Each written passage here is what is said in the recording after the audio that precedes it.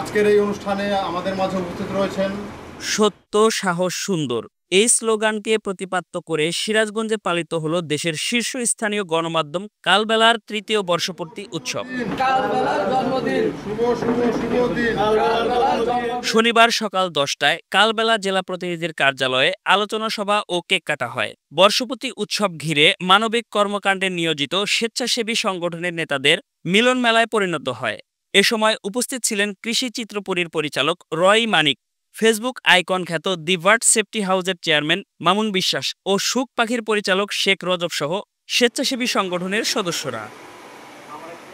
দৈনিক সিরাজগঞ্জ বার্তার সম্পাদক আব্দুল হামিদ খান হীরার সভাপতিত্বে স্বাগত বক্তব্য রাখেন কালবেলার সিরাজগঞ্জ প্রতিনিধি স্বপন চন্দ্র দাস। এতে প্রধান বক্তা হিসেবে ছিলেন সিরাজগঞ্জ জেলা স্বেচ্ছাসেবী পরিষদের আহ্বায়ক রফিকুল ইসলাম মানিক।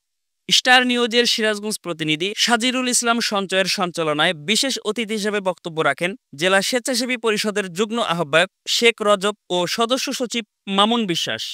এছাড়াও সিনিয়র সাংবাদিক এস এম তফিসউদ্দিন, বীর মুক্তিযোদ্ধা সাংবাদিক গাজী এস এস ফিরোজি, মাছরাঙ্গা টিভির জেলা প্রতিনিধি মাহমুদুল হাসান উজ্জ্বল, দৈনিক যমুনা প্রবাহের নির্বাহী সম্পাদক আব্দুল মজিদ সরকার, ঢাকা পোস্টের জেলা প্রতিনিধি নাজমুল হাসান ও কালবেলার রায়গঞ্জ প্রতিনিধি নুরুল হক নয়ন বক্তব্য রাখেন।